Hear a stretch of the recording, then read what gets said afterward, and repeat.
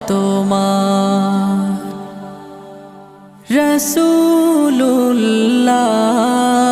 রাসূলুল্লাহ কি উপায় হবে আমার রাসূলুল্লাহ কি উপায় হবে আমার ওই মদিনার পথের ধুলি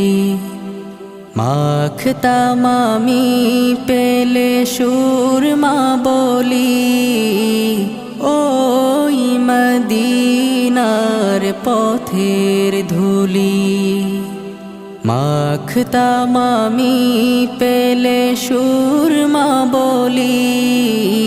ফিরে পেতো এ নয়নে নূর